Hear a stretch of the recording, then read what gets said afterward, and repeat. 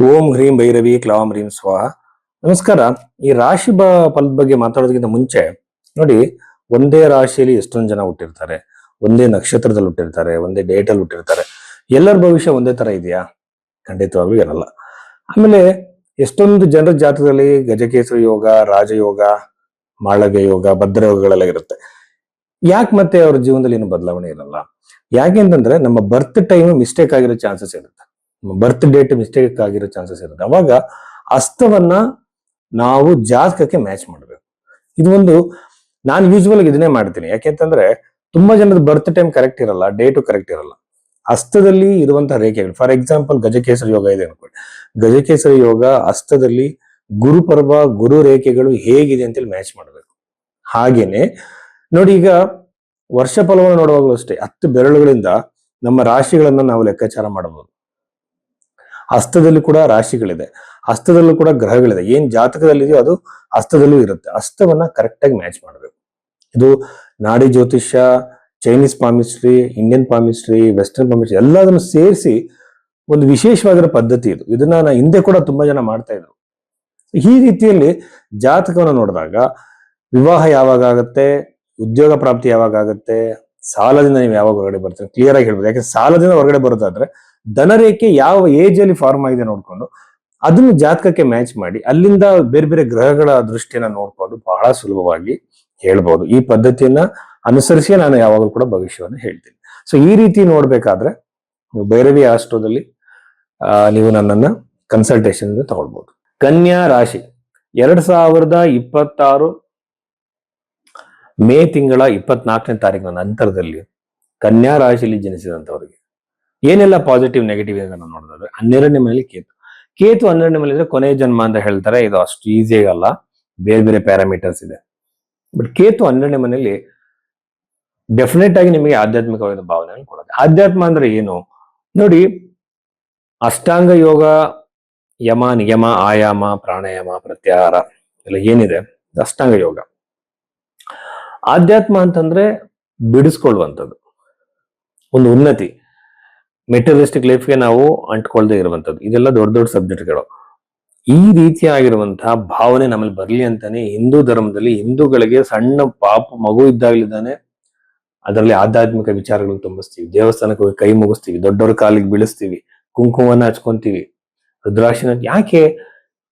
ಒಂದು ನೋಡಿ, ಬಿಂಬದಿಂದ ನಿಮ್ಮ ಭಾವನೆಗಳಲ್ಲಿ ಬದಲಾವಣೆಗಳಾಗುತ್ತೆ.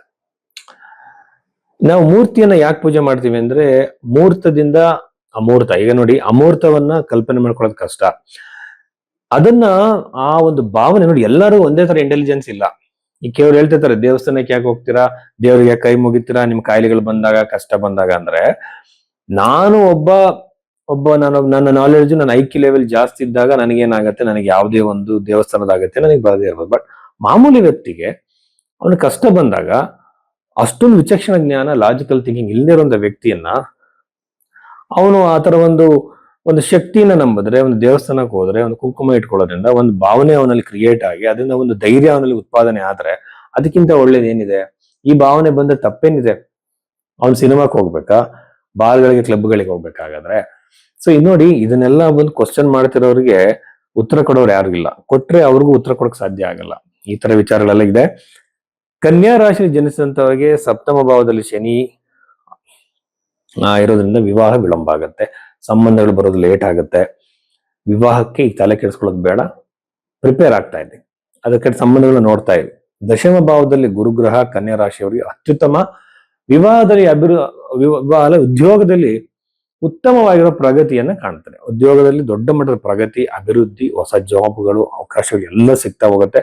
ಅಷ್ಟಮದಲ್ಲಿ ಕುಜೇರದಿಂದ ಮಾತ್ರ ವಿವಾಹದಲ್ಲಿ, ವೈವಾಹಿಕ ಜೀವನದಲ್ಲಿ, ಸಂಬಂಧಗಳಲ್ಲಿ ಕಿರಿಕಿರಿಗಳನ್ನು ನೋಡ್ಬೇಕಾಗತ್ತೆ. ಆಮೇಲೆ 6ನೇ ಮನೆ ಇರುವಂತಹ ರಾಹುವಿನಿಂದ ನಿಮಗೆ ಶತ್ರುಗಳಿಂದ ತೊಂದರೆ, ಶತ್ರುಗಳಿಂದ ಹಿಂಸೆಗಳಾಗತ್ತೆ. ಅದನ್ನು ಸ್ವಲ್ಪ ನೀವು ಬಚಾವ್ ಆಗ್ಬೇಕು. ಬಟ್ ರಾಹು ನಿಮ್ಮನ್ನ ಗೆಲ್ಲೋ ಹಾಗೆ ಮಾಡ್ತಾನೆ. ನವಮ ಭಾವದಲ್ಲಿರುವಂತಹ ಸೂರ್ಯನಿಂದ ತಂದೆಗೆ ಉತ್ತಮವಾಗಿರುವ ಅಭಿವೃದ್ಧಿನ ನೀವು ಎಕ್ಸ್ಪೆಕ್ಟ್ ಮಾಡಬಹುದು. ತಂದೆಯ ಉದ್ಯೋಗದಲ್ಲಿ ನಿಮ್ಮ ತಂದೆಯವರಿಗೆ ಪ್ರಮೋಷನ್ ಆಗ್ಬೋದು, ನಿಮ್ಮ ತಂದೆಯವರಿಗೆ ಅಭಿವೃದ್ಧಿ ಆಗ್ಬೋದು. ದಶಮ ಭಾವದಲ್ಲಿರುವಂತಹ ಶುಕ್ರ ಗ್ರಹ ಯೂಶುವಲ್ ಆಗಿ ಏನ್ ಮಾಡುತ್ತೆ, ಫಿಲ್ಮ್ ಇಂಡಸ್ಟ್ರಿಗೆ ಹೋಗ್ಬೇಕು, ನಾಟಕಗಳು, ಡ್ರಾಮಾಗಳು, ಮ್ಯೂಸಿಕಲ್ ಇನ್ಸ್ಟ್ರೂಮೆಂಟ್ ನ ಪ್ಲೇ ಮಾಡುವಂತವರು, ಪಕ್ಕವಾದ್ಯಗಳನ್ನ ನುಡಿಸುವಂತ ಎಲ್ಲರೂ ಕೂಡ ಅತ್ಯದ್ಭುತವಾಗಿರುವಂತಹ ಅನುಕೂಲಗಳನ್ನು ನೀಡುತ್ತೆ. ಚತುರ್ಥ ಭಾವದ ಮೇಲೆ ಗುರುಗ್ರಹ ಇರೋದ್ರಿಂದ ದೊಡ್ಡ ಮಟ್ಟದ ಪ್ರಾಪರ್ಟಿ ಖರೀದಿ ಅಥವಾ ಗೃಹ ನಿರ್ಮಾಣ ಆಗುತ್ತೆ. ಅವರವರ ಇನ್ಕಮ್ ಆಧಾರವಾಗಿ,